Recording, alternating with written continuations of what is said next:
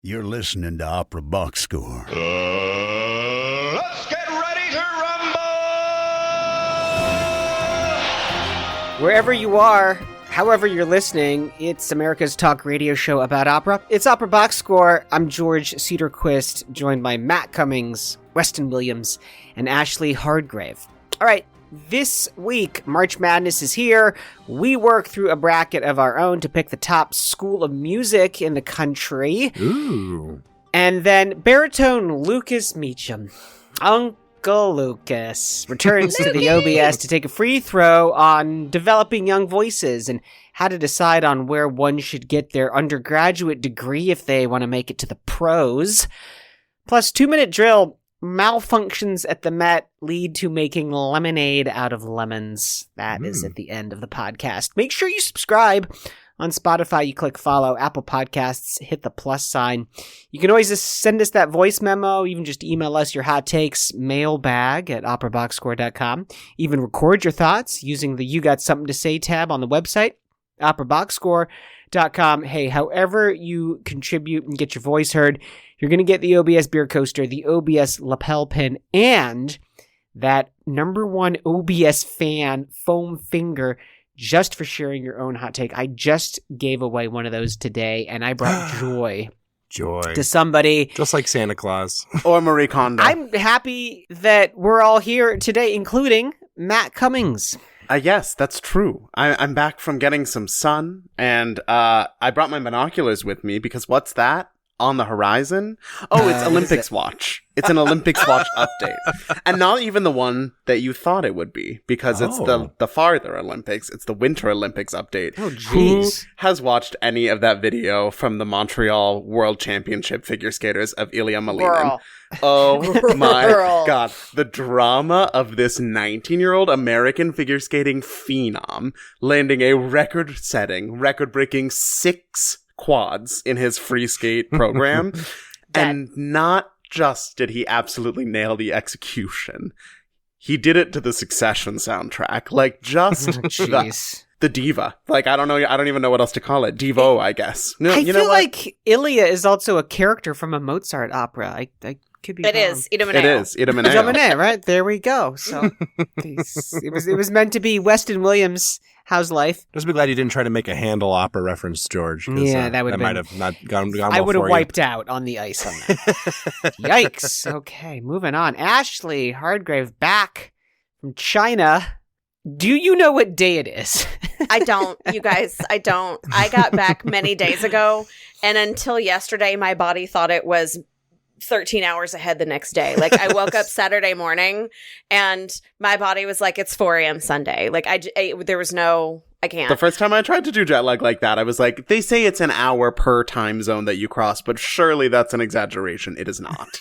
Ladies and gentlemen, it is not. Who knows what in the world I'm going to say tonight? I'm coming in hot as a loose cannon. Good luck to us all, listeners included. That makes for very good radio. Let's talk some opera.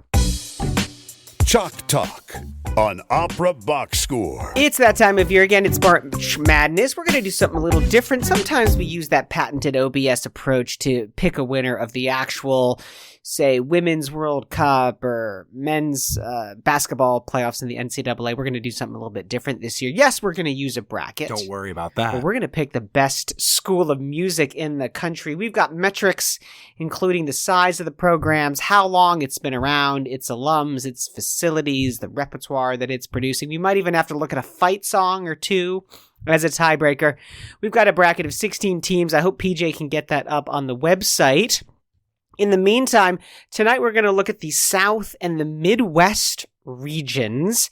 Matt Cummings, our judge for these 4 matchups between 8 schools. And we're going to start with a matchup from Florida State and Houston. Weston, you're backing Florida State. Take it away. It pains me to back Florida State because, you know, as a dyed-in-the-wool, Southerner from the heart of Dixie, Florida doesn't really count as part of the Southern region. But I guess geographically, I am forced to kind of take this position.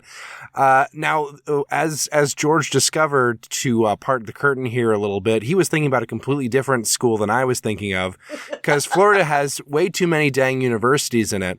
But that's okay, because the one I was talking about was Florida State University College of Music, which I think is legitimate to talk about because it's actually the third largest music university program in the entire country. Jeez. Certainly the largest in the Southeast. It has 700 undergrads and 400 graduate students at the school, which is pretty big. Big orchestral music focus to this school. A lot of instrumentalists specifically.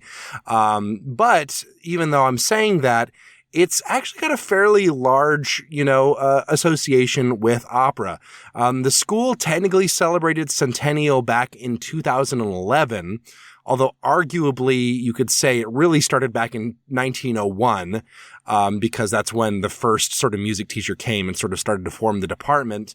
It became a separate college of music only in 2005, though. So if you're trying to keep track of that score at home, just give up. They're actually kind of a pioneer in the music therapy field. It's been kind of a focus of theirs since they opened their first program for music therapy back in 1954. Let's talk alumni. We have a few good ones here. We've got mezzo Brenda Boozer. We got composer Sarah Hutchings, tenor Frank Kelly, soprano Stella Zambales, and friend of the show, Ryan Speedo Green, who should be, I think, sufficient for to get us through the next round just on the sports cred alone, In terms of faculty, a lot of great former faculty. Carlisle Floyd actually taught here for a long time. In fact, his opera Susanna actually premiered on campus, which I did not know. Ernst von Dognani also taught here while he was alive, the great sort of composer and conductor. Tenor Stanford Olson, coloratura soprano Yvonne Regina Cianella was here as a member of the faculty. In terms of current staff, it's not quite as heavy on the opera notables. They do have Ellen Tofts-Willich, who is really cool because she's the first woman to win the Pulitzer Prize for Music, but it's less relevant for us because she notably has not done any operas, and I don't think is planning to. But if she does, then we'll be the first to know. Yeah, exactly. But it's more of a mid-tier kind of school. It's got a really big budget, but that is kind of spread out among its very, very massive student base, which can have some, advantages and disadvantages. In terms of public schools, it's one of the better ones. Many grads do go on to competitive apprenticeship programs and competitions. So, all in all, it's a pretty solid school. And, in terms of size, I mean, if we're talking quantity over quality and even including quality, it's definitely got some heft in the region. Well, there's no question that my school that I'm backing, Houston, is definitely the underdog in this matchup. So the University of Houston, this is the Moores School of Music, founded in 1940. I'm going to keep this short and sweet, and we got some heavy hitting going on. So alums, Denise Graves, nice. Suzanne Menser, and Carlisle Floyd went to Florida State. Carlisle Floyd went to the University of Houston, I'll have you know. The Houston Grand Opera Studio was first formed in 1977. Through 1992, it was in partnership with the Moores School of Music. So the initial, almost 20 years of that program was in collaboration between HGO and the Moores School of Music. That alone, I think, makes this a competitive matchup. Matt, what do you say? Florida State got into this bracket by the skin of its teeth in an upset over the Frost School of Music at University of Miami, and it's certainly not due to any clerical errors. And you know what? I think that that little underdog has what it takes to go on into the next round. Houston, a great school, maybe gets a little bit overlooked by because it shares a city with another school that's going to get a little bit of attention later on. It's a great music program, but Florida State has got momentum and it knows how to make the conversion. Let's move over then to the Midwest bracket. So this is again a 1 seed against a 4 seed. Indiana University, which Ashley's going to talk about, against the Oberlin College, which is my team. Ashley, what do you got? First of all, is this even a match? I would like to say Be advised, I am a former music admissions dean. I am a current art school consultant working with families on finding the right music and art and theater school for their kids. So I have feelings about all of this. And best school is subjective, and all of these schools need to overhaul their curriculum for this century, include business and entrepreneurship classes. I am available for curriculum design. Call me. However, let's get to Michigan. I'm sorry, Indiana. Indiana, the Jacobs School of Music, otherwise known as, come on, guys. Come on. Okay, let's talk about the size of the school. Jacobs School of Music itself. It's this little, like, conservatory-ish gem. And by little, I don't mean little. It's 1,500 students. But it's within this major public university. All 50 states are represented. 50-plus countries are represented. It is the second largest enrollment of all NASM music schools in the U.S. Now, NASM means less than it used to, but it's still a thing in some places. In terms of its, lifespan, it's 103 years old. It was established in 1921. It constantly gets honors, being ranked first in things like Change Magazine, Chronicle Higher Ed, U.S. News World Reports. The music school is listed first among the top 10 voice schools in America by Classical Singer magazine. IU students from Jacobs often are at the top of the list when it comes to Metropolitan National Council winners. They have had 5 grand winners in the last 5 years. It's also, got 20 students, which is apparently unparalleled in terms of receiving the BMI Student Composition Awards. And in April 81, the opera program became the first non-professional company to stage an opera at the Met. Let's talk about their alumni. Sylvia McNair, Larry Brownlee. How much time do you have? Literally everybody else. Like, I know. We don't have time. We do not have time. I know as a singer, when I was coming up, Jacobs was the place to be. Jacobs is where it's at. When I was working as a music admissions dean, one of my biggest competitors in terms of nabbing good singers was Jacobs. This is just how it goes. In terms of current faculty, again, I say to you, come on. Carol Vaness, Sylvia McNair, Heidi Grant Murphy, Michelle DeYoung, Russell Thomas, Tashina Vaughn.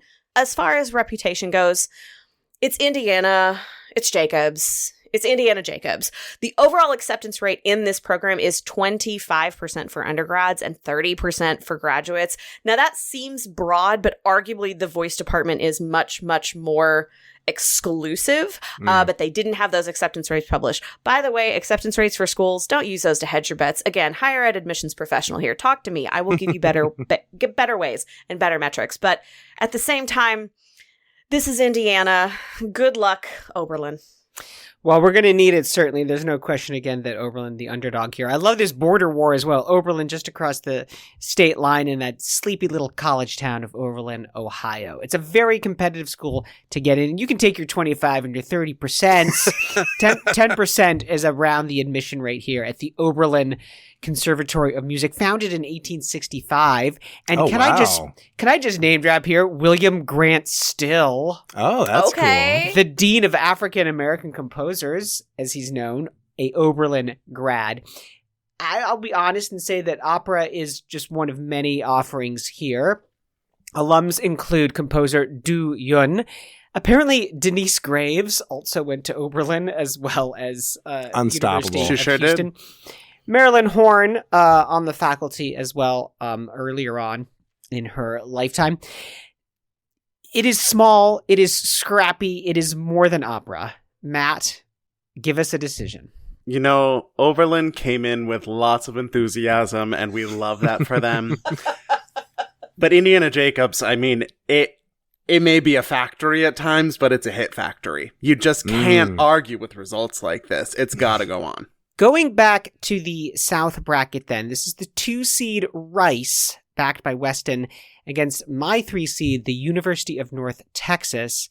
Weston, make that case. The Shepherd School of Music, kind of a powerhouse, I will say. This is a Houston-based school. It's got that benefit of being in the same city as the HGO. Let's talk about longevity here. So technically, the funding for the school was done back in 1955, but the school itself didn't actually officially open until 75. And I don't know exactly if there was like no music school, no music students going on in those 20 years. But in any case, the school itself officially started in 75. So it's fairly new compared to some of the ones you've been hearing that have been around for 100 years. However, the college website presents itself, and I think fairly, as the youngest of the heavy hitters of the music school world in the U.S., which I think means that, maybe some of its historical alumni and professors might not be as impressive as other places, but it certainly has, but I think you also have less baggage, It's very easy to be like Carlisle Floyd, taught here or was an alumni here. But that was, 3,000 years ago when Carlisle Floyd was in his teens and 20s. So let's talk about some of the alumni really quickly. Again, more recent sort of figures. We have conductor James Gaffigan, Venezuelan conductor Efrain Amaya. You've got Gabriela Lena Frank, the composer, who I'm a fan of. Caroline Shaw went here, the savior of classical music herself. And of course, Kate Soper went here, which, if you know, and I do know. Honestly, great women composers who are all powerhouses in their own right and all tiptoeing into that opera area. They're all younger composers. I'm sure there are singers of note, but I had a lot of trouble finding them. I attribute this in part to the fact that it is a somewhat younger school compared to some, and the fact that they just recently, in 2020, finally built their opera hall, in addition to the concert hall they already had.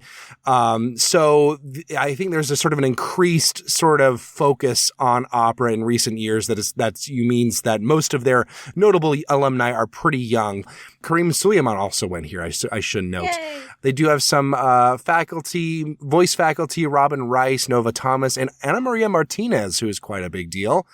In terms of reputation, it's an extremely competitive program. They only have about 30-something opera focused students at any given time, but they still manage to pull off 2 operas a year with a full orchestra, which is pretty nice. Students do get a lot of attention because it's a smaller program, and they definitely have a lot of ambition. I mean, the fact that they built an enormous new concert hall that could accommodate operas within the past 4 years means that they are definitely investing in its future. So, like I said, maybe not as big of a long history as some of the places we're talking about over the next week or two, but it's definitely an upcoming juggernaut in many ways. And I think that speaks for itself. I will say that opera house they've just built at Rice is absolutely gorgeous. Yeah, I saw pictures. It's stunning. I just was drooling over those pics. So University of North Texas, the 3 seed here, really, in my opinion, really known as like a jazz program, right? Like the University of North Texas, like the 1:00 jazz combo is like nationally renowned, but they do have an opera program. It's founded in 1944 and is one of many divisions within the School of Music, currently run by Jonathan Eaton, who's been there since 2017. Patricia Rissette, a graduate of UNT, and also Latonia Moore as well. Fabulous singer, too.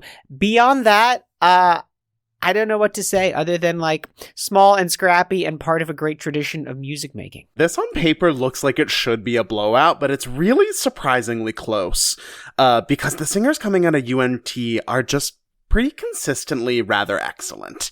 And so I think that in the end, they're gonna squeak out the win here. Wow. A little upset.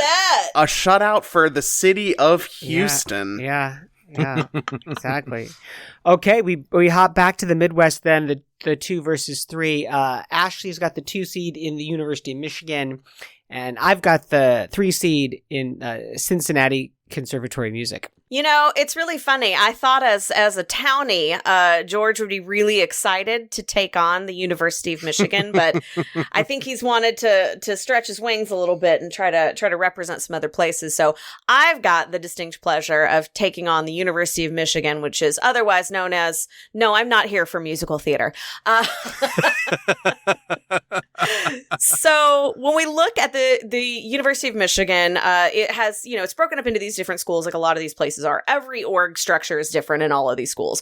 But for University of Michigan, it's all about the School of Music, Theater, and Dance. When you look at that school as a whole, which also includes the very famous musical theater department, it also has 1,500 students. Wow. So the voice department's going to be a little bit smaller than what we find over in Jacobs, but not by much. When we look at the history of the MTD, the music department was established in 1880. The music school was originally independent of the university. But Michigan itself, it's been around for a while. It did absorb the music school eventually. It's one of the earliest American research universities. It's also one of the most selective, if not the most selective, public research universities in the country.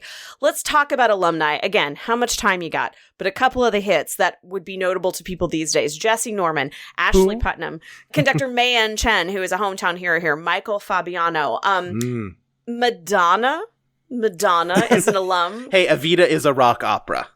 Absolutely. She's allowed to stay. When it comes to modern faculty, again, how much time you got? Let's listen to this list. Thomas Hampson, Amanda Majeski, Louise Toppin, George Shirley. Yeah. Legendary George Shirley. Barrier breaker himself. Let's talk about this reputation for University of Michigan. Again, nice enough, but who's here for musical theater? Okay, listen. Yes, it is a bit of an opera powerhouse. There's some really incredible folks that have come through Michigan's opera doors in the last few years. But when we're really looking at sort of the macro reputation of Michigan when it comes to visual and performing arts, it's a modern Broadway factory. So anytime that you're looking at a playbill, if you're seeing a national tour, if you're lucky enough to be on Broadway, take a look in those bios. Don't take a drink every time you see the word Michigan because you will be hammered before Act 2. But the thing here about reputation is really, again, going back to this selectivity of the research university itself, because it is housed within that. The acceptance rates here they're absolutely bonkers. You have to be able to get into academically the University of Michigan to go. And when we're looking at those stats, we're talking, this is some numbers on last year's freshman class. These are specifically within the School of Music, Theater, and Dance. These are the academics for those students. A 30 average ACT, a 1346 average SAT, and a 3.76 GPA. So those are the averages for the performing artists that are coming through those doors. So not only are these people incredible performers, they've also got lots of brains as well. So put all those things together, you've really got a heavy hitter in the University of Michigan's School of Music, Theater, and Dance. And yet George somehow was associated with them. Yeah. Get him. Yeah, you're right. CCM pretty much sucks, and I think Michigan should win this. It all makes sense why he wanted CCM now. You are awful. CCM really doesn't have anything going for it, so I think we can just probably move on and just give this to here's what University of Cincinnati College Conservatory of Music, try saying that after 3 gin and tonics, alums: Kathleen Battle, Stephen Flaherty, the Broadway Half composer Aaron's and Flaherty. Exactly. Tamara Wilson. Here's what I really do think is unique about CCM is that in its opera program, it has a whole separate wing, which is called Opera Fusion, New Works, OFNW. So this is run by Robin Guarino, a fantastic director, in collaboration with Evans Marigaris, who runs Cincinnati Opera. And it has developed 12 new American operas, including The Hours, Hadrian, Intimate Apparel, Fellow Travelers, Champion, and Doubt. I mean, these are shows which are starting to do the rounds now. And so you're having students, you're having designers, you're having instrumentalists getting their hands on these works at very early stages. For me, that's what makes the opera portion of a much larger powerhouse at CCM so relevant? The Michigan-Ohio rivalry is table stakes here. Two excellent schools, like really two titans of higher musical education squaring off here.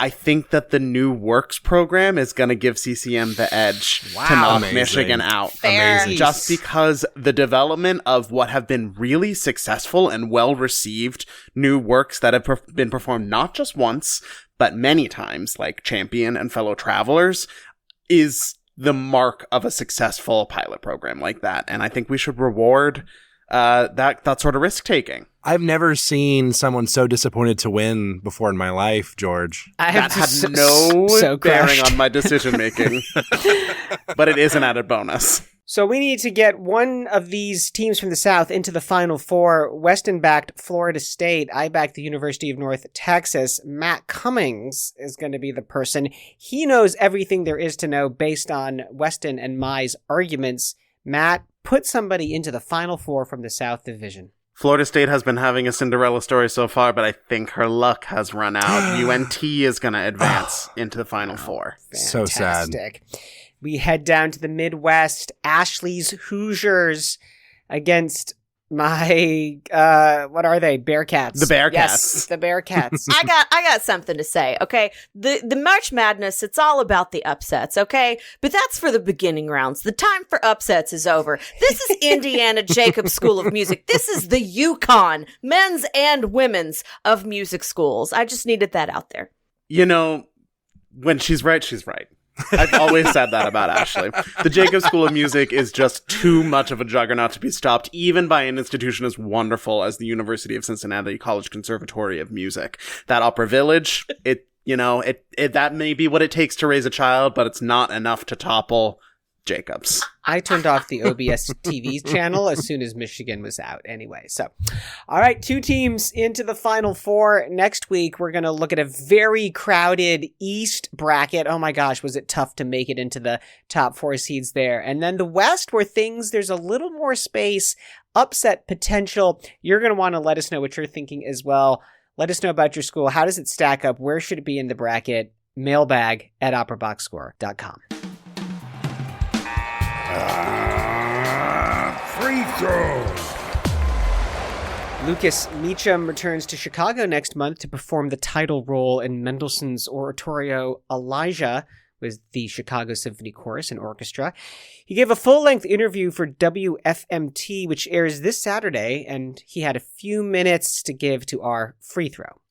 Welcome back to Opera Box Score, Lucas. We were just recording an interview for WFMT.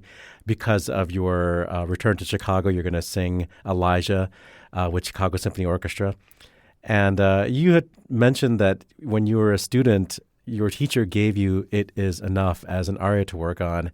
And it just made me think, like, oh my God, how many times have coaches and teachers given their students, things to work on that they're never going to be able to fully perform or fully inhabit until much later on in their lives. I think of an aria like Piangero, which, every soprano gets this thing, it's like some 18-year-old girl singing Piangero, like what? And of course, it's all about Handel, so it's light and there's some things to be learned about technique and about whatever form and blah, But I don't expect an 18-year-old to be able to understand what that piece really means and how, what Cleopatra is going through and how to express that with their very, young technique. Similarly with It Is Enough, you said you got this piece in college? Yeah, well, it's an interesting subject you bring up, though, because it's kind of I won't say it's old school, but the way voice teachers used to teach is you would have a voice teacher, and we would live near that voice teacher and work almost every day with that voice teacher, and they wouldn't let you move on past singing an ah vowel for a few years, basically, until you figured out exactly what your technique was and how to sing it. And these days, it's changed a lot. in the fact that a lot of young singers are more gung-ho to learn new pieces. And a lot of singers a lot of their teachers want to give them new repertoire as well so that they can begin to stretch their emotional imaginations. Like when you give someone a piece that is very deep and heady, I kind of think it's important to stretch one's imagination, stretch this young singer's imagination. I think it's less safe to stretch them vocally into a Fach or register or vocal category that is a little too heavy for them in the moment. For instance, any sort of Verdi or Wagner for an 18-year-old should absolutely be verboten. And so it's an interesting thing. It's an interesting subject. But for me to be given this piece, It Is Enough, when I was a young singer, I have to say I enjoyed it as a young singer because, I had a lighter, smaller sound. And I was able to kind of croon it a little bit in a way that felt nice. It taught me so much, though. I learned from not being able to do it well. I learned so much. I learned how to spin a beautiful legato phrase. What he was saying is just so incredibly emotional. I learned how to really move forward in the dynamic and backward in the dynamic, and learned how to float the voice a bit because at the end, he really just sort of shouts at the sky, "It is enough." And then he repeats it. And it says subito piano right there. And then he goes, and to hear that, you have to really make those huge differences in sound. So I learned a lot from it. Whether it was too soon or not, I probably agree with you. But I learned a lot from the mistakes I made in it. You bring up a good point because Mendelssohn is an interesting composer. Clearly in the Romantic era and requiring, for lack of a better word, like a bel canto technique to perform this music. But also there's rhetoric in it so that the singer, the artist, has to make decisions. And I think, when music forces you to think, it does force you to make a choice and think, I need to change the color, I need to change the volume or something, So that is useful, especially since it's in English. And, let's be real, like most American singers, when they're still in college, they only speak English. Yeah, of course. It was low-hanging fruit for my 18-year-old self. We're getting onto a topic at operaboxscore about the institutions of learning singing in the U.S., without naming names, unless you want to advocate for one, do you have something to say in general about where people learn how to sing and what they can get from the experience, and maybe what's missing from the experience? Wow, this is a big can of worms. Well, I'm happy to dig into this. You are Uncle Lucas to all of us singers who follow you. On Instagram. I'll take it. I love that. Uncle Lucas. Oh my God, that's going to be I'm going to change my Instagram name to Uncle Lucas. All right. Well, let's get into it. God, it's such a huge subject. I do get asked a lot for advice about what college to choose and where to go, how to decide. And for the most part, what I say is, should I start with why I say it? I'll start with why I say it. First of all, the human voice takes so long to develop, so long to mature, that you have a lot of time that as a young singer, when you're 18 years old, a year is a lot of time. When you're 45, a year is just a little bit of time, and you sort of have a bit more perspective. So my point in saying that is a 4-year institution for an 18-year-old seems like the longest amount of time they could possibly imagine. They need to be accomplishing something. When I tell them, you need to incubate in your undergrad. You need to grow at not too quick a pace, not too slow a pace, at whatever pace your voice goes. Because when you get out at 22, you're not going to start, I won't say anything, but you're not going to start very much professionally. So you really need to just wait. And it's the hardest thing to do as a singer, is just wait and just take your time moving into something. So I tell people, go to a nice, easy, small undergrad. And then when you're, especially people that might not come from money or might have other financial considerations, that where you really want to spend your time and efforts is grad school. that's when you really need the best teacher you can possibly get, the best coaches you could possibly get, the best acting, the best conducting, the best things you can get. And I won't go into details about which schools I think are great at that, but it's a journey, this opera one, and it's a marathon, not a sprint, which makes it very difficult for you become so impatient. I remember myself. I'll give a quick example. I was singing for my voice teacher at the Eastman School of Music. I must have been 23 years old, and I sang some lieder. I remember it was probably one of the Schumann-Kerner lieder. And he said, "Lucas, that was perfect." And I'd been listening to recordings of people that were like giants in my mind of the opera world, giants of the baritone range. And I finally pushed back and I said, "I'm not perfect. I don't sound like Bryn Terfel. I don't sound like Capocilli, who I wasn't. But the recordings I was listening to, I don't sound like I don't sound like these guys." And he said, "Lucas, you're a perfect 23-year-old baritone." And I needed to hear that, because in the moment I was singing perfectly with my voice. And so many young singers I hear these days, they have this beautiful instrument that is uniquely their own, and then they want to add something because they don't trust that their sound is enough. I tell them all, they have their own, like we have a fingerprint. You have your own unique vocal print. And what makes you special is that you only sound like yourself. If you attempt to sound like somebody else, or to make your sound bigger than it is, or to make a sound that is not 100% you, you're literally taking away from what makes you special. What makes famous people famous singers? They only sound like themselves.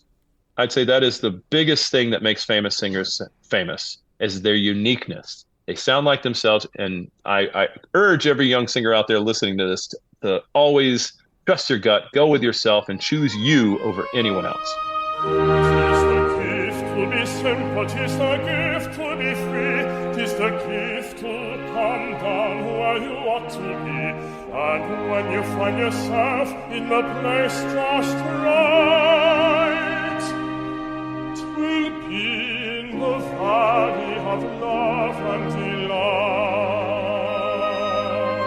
Simple Gifts, performed by Lucas Meachem with the Classical Tahoe Orchestra, conducted by Ruth Reinhardt. Be sure to check out Listening to Singers on WFMT Saturday, March 30, and look for Lucas Meachem's YouTube channel at Lucas Meachem1, where he shares many insider looks at our industry. Thanks again to Uncle Lucas for taking the time, and thanks to Primo Artists for clearing some space on his calendar for us.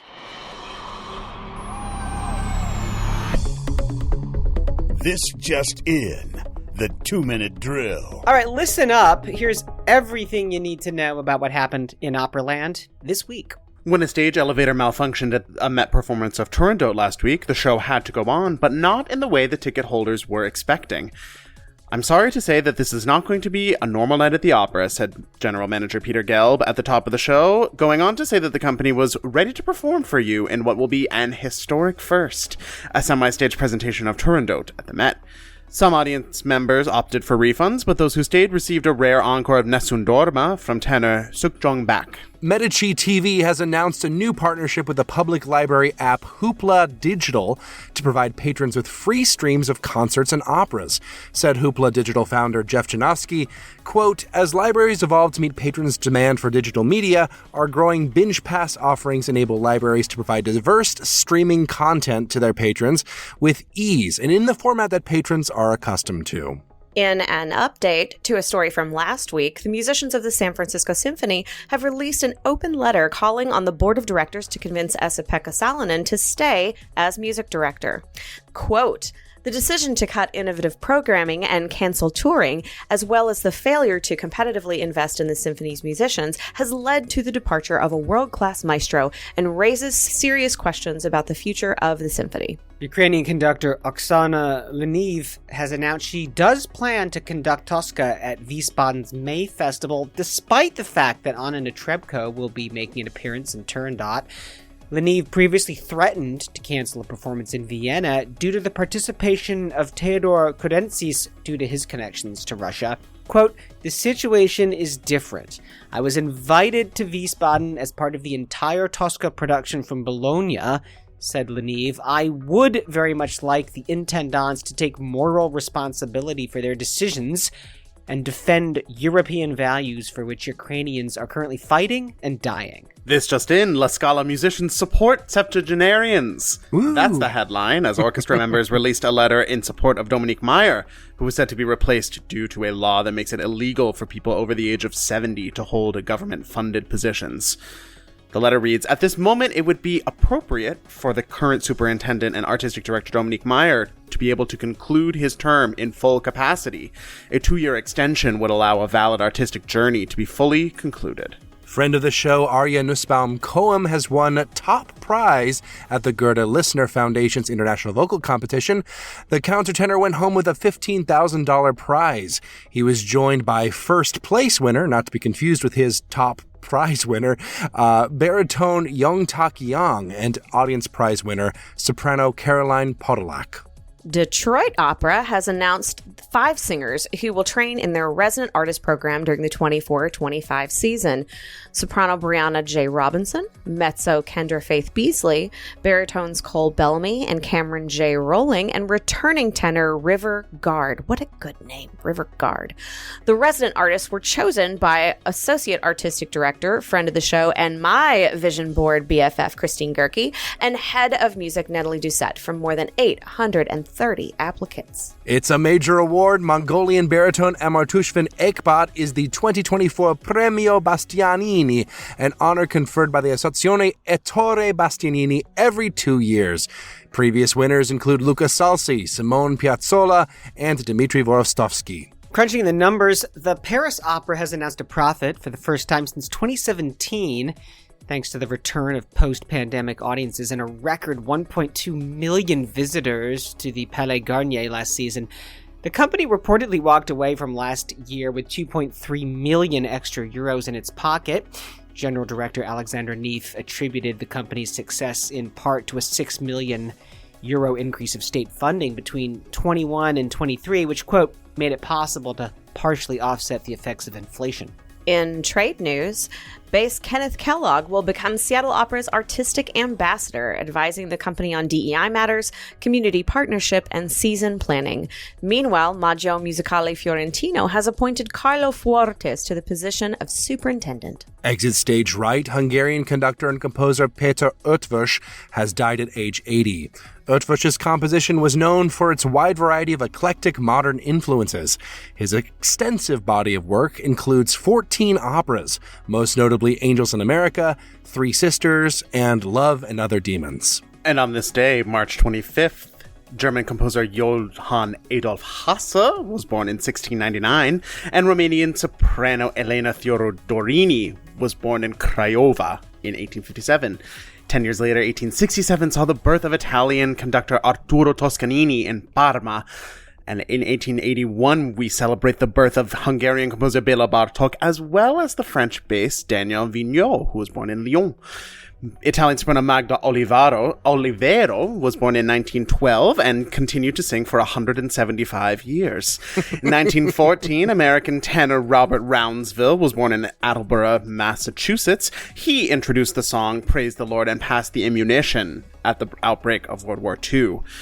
Composer Julia Perry was born in Lexington, Kentucky in 1924, and in 1928, legendary Italian baritone Mario Sereni was born. In 1944, we celebrate the birth of Slovakian soprano Gabriela Bienachkova. Gilbert and Sullivan's Trial by Jury premiered at the Royalty Theater in 1875, and Jack Beeson's opera Lizzie Borden premiered in New York City on this day in 1965. That is your 2-minute drill.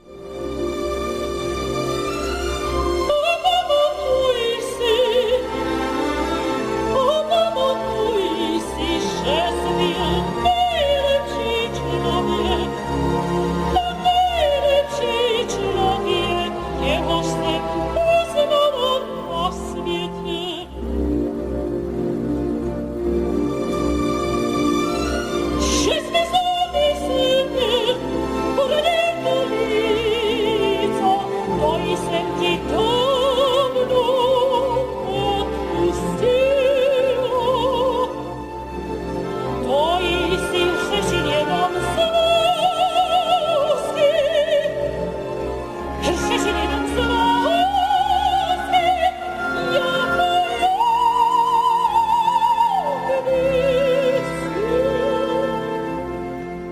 just heard the marvelous Slovak soprano Gabriela Binačková in the finale from Jenufa. That's from a performance at the Met in 1992 with James Conlon conducting.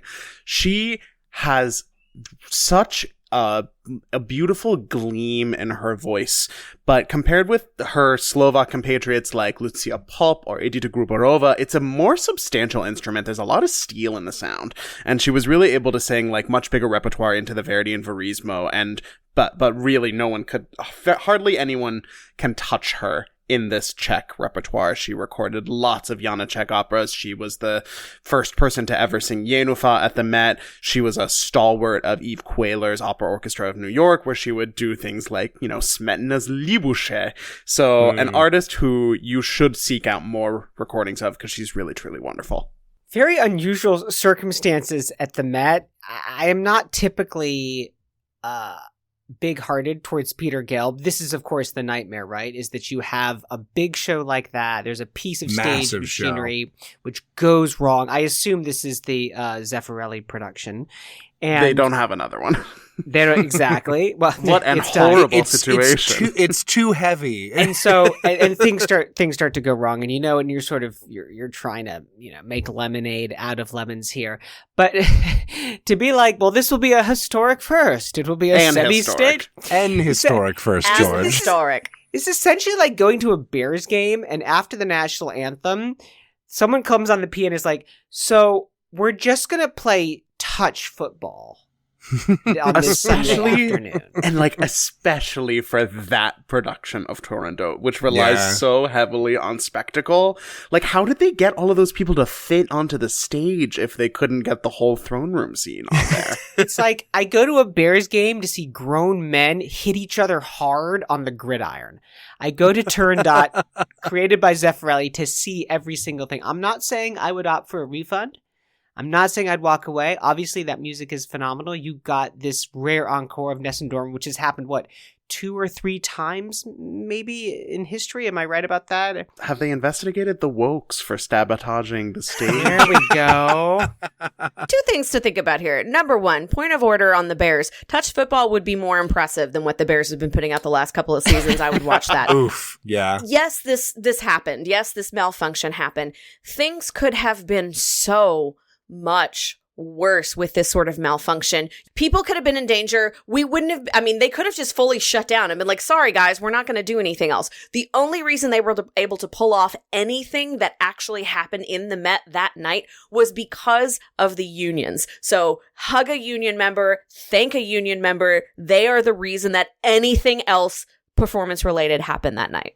The reason nobody got squished and the reason he got an encore. It's a pretty good thing on balance. How about encores for Anna in the in Wiesbaden in May? I do think that, all of the eyes for this are going to be on Leneve. She is the one who's made the choice to stay. She is the one who's like, look, the reason that I'm staying is because I want everybody to be as uncomfortable as me and my people have been globally for the last however many 2 years, are we at 2 years at this point of that conflict. So for her to bow out, I think closes the loop on the story. Her leaning in and showing up and doing her job and doing it really well, as she has been doing all over this globe as of late, I think that furthers the story. I think it amplifies it. I think it raises the narrative. It's going to be uncomfortable, but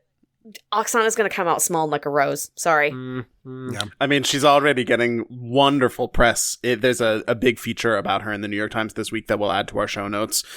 Just talking about how strong she has been while her family is directly impacted by this war. Her parents and her in-laws live in Odessa, which that's the opening, the nug graph of this is that a Russian drone had hit a building not far from where her in-laws live. And just the fact that she is such an incredible leader through this all I really think that her reasoning for not backing out makes sense, which is that she wasn't invited just as an individual contractor, but that she's part of this entire production and she wants the whole production to be successful. And so she's willing to put herself in a position that is really not fair to be put in. And the strength that it takes to publicly fire back at the festival organizers and say, well, you could do the right thing, in an industry that really, it's so hard to get a foothold. As a young woman, as any young conductor, as any young woman, and especially as a young woman conductor, there's so many cards stacked against you. And the fact that she's using her platform to make a statement like that, like, really speaks to not just her strength, but her leadership. And that is the quality that we need so desperately from the people in those positions. And if, heaven forbid, something happens and all of a sudden she is suddenly unable to be there or is asked to not be there, guess who looks like a jerk? Not her. Yeah. Yep. It's true. Only the Italians could have some law that prevents people over 70 holding government-funded positions. Thank God we have an open letter to solve this problem. We have the double-edged sword of government funding, right? You know, Paris Opera was able to use 6 million euros to become super profitable. But at the same time, you have to abide by rules that you would normally associate with politicians. Now, I will say I'm in a position right now where 70 plus, you have to leave office. Feels pretty good to me here in America right now. But I do think that, you know, it is a bit of it does feel like kind of a silly and arbitrary rule in this case. The orchestra members are even making the argument that the pandemic years don't count. Like, that's literally which I think is, I feel, as someone who experienced their 20s. The general zeitgeist. Well, this was my question, is when exactly was this law written? Because, like, 70... It's pretty recent. 2023, actually. So yeah, it's very recently, recent. Yeah. That's what makes it so surprising, right? It feels this like... This is an inside job. Someone's trying to get him out. It's him specifically. You know, some countries get funding for their arts programs, and some people have to deal with retiring at a reasonable time. So I'll let you pick which country you'd prefer to be in. I would like to be in one that has a library system. Oh, yes. Specifically one. There's the transition. That has a library system that uses Hoopla Digital. That's Hoopla with a lowercase h, if you can't tell. I love this idea. I don't know that much about Hoopla. I am Hoopla Digital. And I think that libraries are incredibly, incredibly important. I think a lot of people above a certain age who do not have a library card might have this notion that libraries are just like they were when they were kids. You know, they had, books and maybe a computer in the corner. It's a very different world out there now. It's a lot more in the community, a lot more professional development, especially for younger people. I think that having access to Medici TV's streaming library for free is an incredible way to get classical music out there to younger people and people who wouldn't otherwise, you know, seek it out necessarily. I don't know how they're the hard part is going to, this, but yeah, I was going to say the hard part is going to be getting people to know that this is there, right? And getting people to figure out that they can access it, because libraries do not have the greatest marketing budgets in the world. I mean, there are lots of people who work at them who are actual saints and do the most that they possibly can with the least that they are possibly given. But well, here's something: if you're listening right now and you're in the United States and you do not have a library card, I would encourage you, whether you intend to use this service or anything at the library, you should still go to the library and get a library card, because the numbers of people signing up for new library cards helps drive funding into local libraries. And even if you never, ever use it, that is funding that can be taken advantage of by an unhoused person who needs to use the computer to, write up a job application, or, a young person who needs an after-school program who otherwise wouldn't get it, or someone who just needs some classical music in their lives. And, I think all the three of those things are important, and it's very easy to do, and it's free. Just walk in and do it. You never have to look at it again, but I recommend that you do.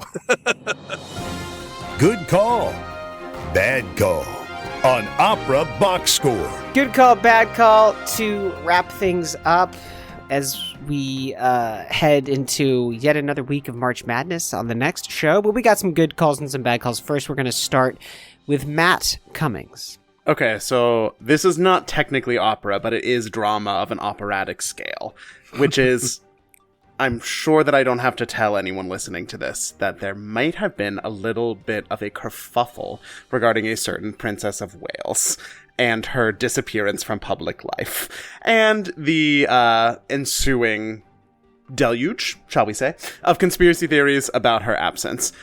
The think piece industrial complex ran into overdrive trying to get people to feel ashamed for having speculated online about where she could have possibly been. And those people completely do not get what that speculation was about, which is that we do not trust Kensington Palace. and, you know, honestly, a lot of the questions are still unanswered, which is, why did they throw a woman who they apparently knew was diagnosed with cancer under the bus by claiming that she was the one who digitally manipulated a family photo on Mother's Day? Like, it still doesn't really make sense, add up. This is a public-facing role. I wish nothing but the best for her and her family, and a speedy recovery and a comfortable convalescence.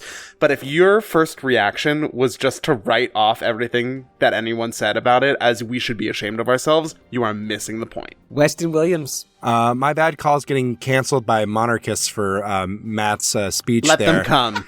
Laws don't mean anything here, baby. I have a very good call. A while ago, I don't remember when this exactly happened. It might have been over a year ago now. But the LA Philharmonic released a press release that said that their deaf-friendly Fidelio is going to go on tour, which I was extremely excited about. If you don't remember, it was a collaboration with Deaf West Theater. The opera features deaf actors as well as singers, and they perform in sign language for both deaf and hearing audiences together. And they're going to take this sort of semi-stage production and basically put it out all over the place, which I think is really, really exciting, because this is something I'm very passionate about. You know, accessibility in opera is always, you know, something that is of prime importance to me. And Fidelio is such a good vehicle for those kinds of things. You know, you often see people trying something like that with Fidelio because it's such a message about freedom and triumph of the human spirit over adversity. And I think this is great. This is something that should not be relegated to just LA. It does need to go on tour. And I want to see more stuff like this, where you have a mixing of differently abled audiences together, experiencing something together in ways that they might have never expected to experience. And it's really exciting. They're going to Barcelona, Paris, London, all over the place. And that's just a really good call for me. And, of course, an opera written by Beethoven, a composer who himself would go deaf. Exactly. Oh. Ashley Hardgrave. So I'm usually the only one who does non-opera references, Matthew Cummings, but guess what? I'm still going to do non-opera references. So I've been recovering from this jet lag, and so I've had to basically just sort of park myself in front of the TV and do nothing so that my brain can reset and remember what continent I'm on. On BBC Two, there is a show called The Repair Shop. Now, this is not new. It's been on since 2017. Lay off me. I just found it. But basically, the gist is there's this like series of cottages in rural England that are, you know, they have these professional craftspeople and artisans there, and people will bring in family heirlooms for them to restore. It's like it's like a hug. It's just like the sweetest, most wonderful. Did I watch it on the way back from my flight? Yes. Did I cry and did the stewardess check on me to make sure I was okay? Yes, that absolutely happened. You better watch out. Arts Council England is going to find some way to defund it. So, a delightful show which just closed at the Goodman Theater here in Chicago. It's directed and adapted by Mary Zimmerman, director who actually would be really great on our podcast. It's called The Matchbox Magic Flute. It's a 2-hour condensation of Mozart's opera in English for 5 instrumentalists and 10 performers. It is utterly delightful and totally sweet, and it is going to Shakespeare Theater Company in Washington, D.C. in May and June. So if you're out there in our nation's capital, you might have a chance to catch Matchbox Magic Flute. That's it for this week's edition of America's Talk radio show about opera. Make sure you subscribe to the show wherever you get your podcasts, get your voice heard, and find links to stuff we've talked about at the website, operaboxscore.com. That's also where you can put your money where our mouths are. Just give back to the OBS using the Support the Team tab. Your announcer, Norm Waddell. Your creative consultant, Oliver Camacho. Your audio editor, Weston Williams. For my co-hosts Matt Cummings and Ashley Hardgrave with guest Lucas Meachem, I'm George Cedarquist asking you to continue the conversation about opera despite technical difficulties. We're back with an all-new show next week. We continue the march of madness in opera land. Plus you get more opera headlines, more hot takes, and more fully employed septuagenarians. Join us.